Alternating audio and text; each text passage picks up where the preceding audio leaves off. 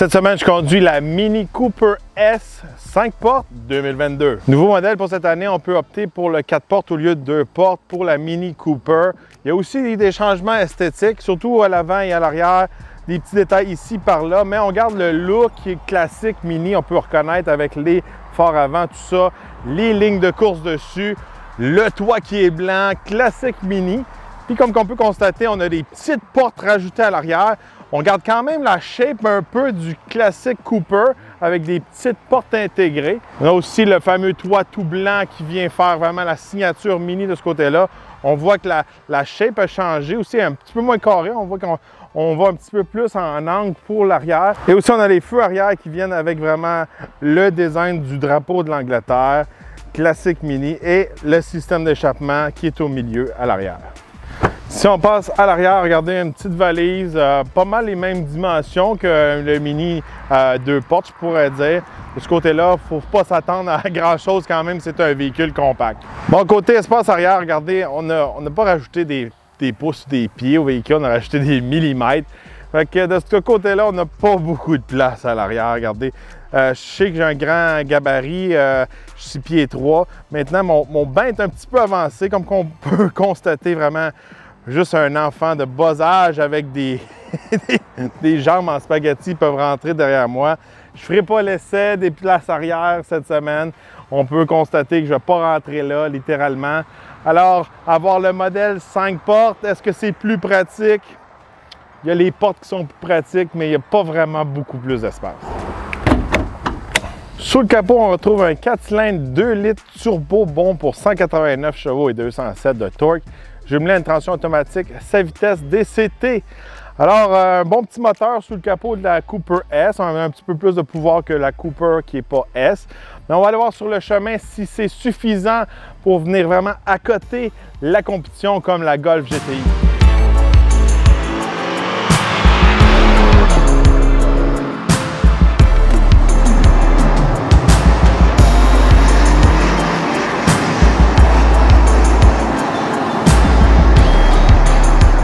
Sur la route avec la Mini 5 portes cette semaine, modèle 2022. Alors regardez, premièrement, c'est sûr et certain, j'ai un gros gabarit pour une Mini, ça c'est sûr et certain. Ce ne serait pas le type de véhicule que j'achèterais, c'est un petit peu trop petit pour moi. Mais bon, regardez, une Mini, c'est vraiment un véhicule pour des passionnés, mais passionnés comme de petits véhicules citadins, je pourrais dire. C'est pas un véhicule comme un Raptor ou un Challenger SRT Hellcat Red Eye comme que j'ai cette semaine en même temps que ce véhicule-là. C'est un véhicule pour d'autres passionnés. C'est pas un véhicule qui est confortable sur la route. Regardez, c'est une suspension assez rigide, je pourrais dire, mais il va nous récompenser côté tenue de route. Les Mini sont reconnus pour ça. Fait que si vous aimez conduire, le feeling qu'on a dans le volant quand on le tourne, quand on le pousse dans les courbes, ces choses-là, très agréable. Un plus pour cette année, c'est la puissance. Regardez, je trouve que le moteur répond bien pour le chevaux vapeur qu'il développe. Transition aussi agréable à changer les vitesses. Je dirais que c'est un véhicule qui se compare un peu à une Golf GTI, mais en étant un petit peu plus flamboyant. Hein, les couleurs, le toit, l'intérieur original, ces choses-là. Mais la conduite est similaire un peu à un GTI. Elle va nous récompenser beaucoup sur la tenue de route. Puissance, c'est un peu moins puissant qu'un GTI, ces choses-là, mais quand même performant, puis amusant à conduire de ce côté-là. Vous n'allez pas faire des chiffres de 0-100 qui vont impressionner beaucoup de gens, je pourrais dire, mais ça se débrouille de ce côté-là.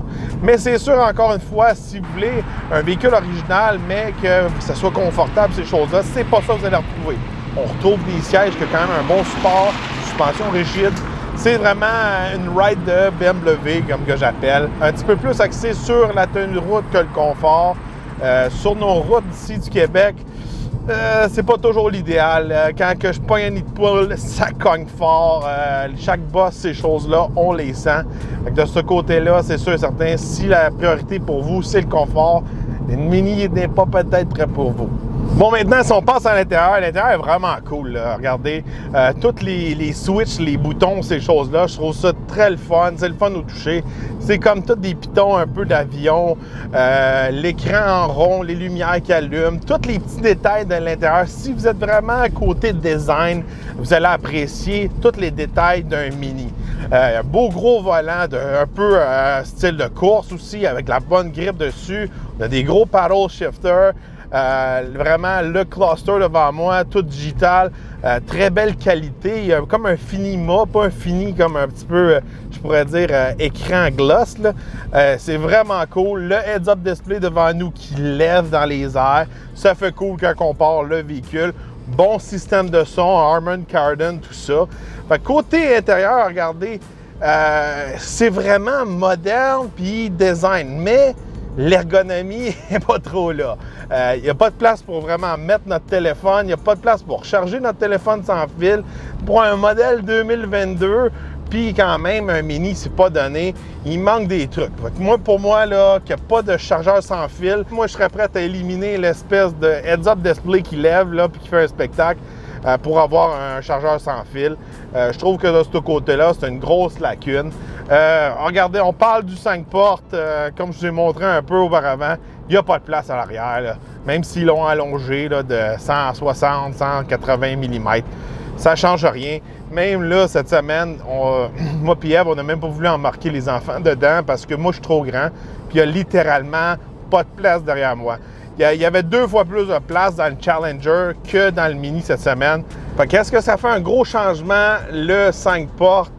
Regardez, à part avoir les portes, il n'y a pas vraiment beaucoup plus d'espace de ce côté-là.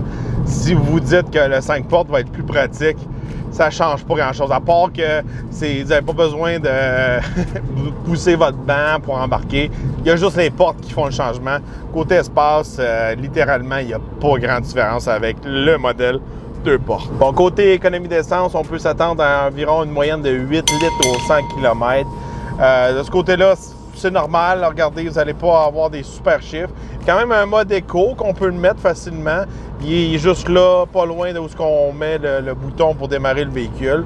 Donc de ce côté-là, peut-être qu'on peut descendre un petit peu plus les chiffres. Relation, je pourrais dire, économie d'essence pour le pouvoir du moteur. Je trouve que c'est correct de ce côté-là. Le modèle LSE cette semaine est d'une valeur de 43 630 $. Alors, on a la version Cooper S. Tu peux quand même bien équiper ces choses-là. Ça joue dans les prix, encore une fois, quand on regarde, mettons, un GTI, ces choses-là. C'est des véhicules qui sont quand même dispendieux. On peut avoir des modèles de base qui vont être peut-être joués plus dans les 30 000, ces choses-là. Mais c'est un peu pour dire, un Mini, c'est la passion, le style, l'allure qu'on a. On peut avoir 10 000 autres véhicules pour le même prix qui vont nous donner plus. Il faut aimer le look, la conduite, l'intérieur, tous les petits détails. C'est pour ça que les gens vont aller chercher un Mini. Faut pas oublier, un Mini, c'est un produit BMW quand on l'entretient. On a la facture BMW qui vient avec. Je pourrais dire qu'un Mini, c'est littéralement pas pour monsieur tout le monde. C'est vraiment un marché ciblé de marché en particulier qui vont aimer ce type de véhicule-là. Les gens qui ont des Mini adorent ça. Il y a d'autres gens qui vont essayer un Mini une fois puis ils vont plus jamais en racheter. Ça, j'en connais beaucoup. Mais regardez, cette semaine, à chaque fois que je conduis un Mini, j'ai quand même le fun avec le véhicule. Mais c'est dur pour moi, à chaque fois que je conduis un Mini, de vous dire que c'est un véhicule qui en vaut la peine. C'est un véhicule qui a son pesant d'or. C'est un véhicule que vous n'allez pas regretter l'achat. Pour moi, j'ai la misère à vous dire oui, allez acheter un Mini. La réputation, les gens alentour de moi qui ont tous eu des Mini, la plupart ont tous eu des mauvaises expériences. Je pense que c'est des véhicules un petit peu fancy qui va plaire souvent à la gente féminine, les gens qui aiment ça conduire. On loue le véhicule, on ne le garde pas trop longtemps.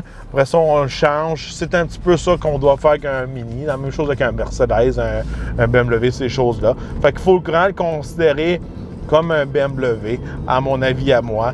Même si c'est littéralement une autre marque, c'est un BMW à mon avis à moi.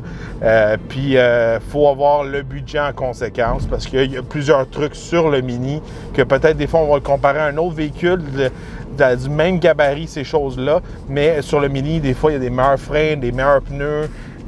Il y a des pièces BMW, fait que le prix vient avec. Fait que dites-moi pour vous, est-ce que vous êtes un passionné de Mini? Ça vaut la peine d'acheter un Mini? Regardez-moi cette semaine, juste à cause que personne ne peut rentrer derrière moi. C'est une grosse lacune. C'est un petit peu pour ça que j'étais un petit peu déçu cette semaine. Je pensais qu'elle allait vraiment faire une grosse amélioration avec le 5 portes. Puis c'est pas le cas. Alors, n'oubliez pas de vous abonner à ma page, liker, partager et on se revoit dans un prochain Essai routier.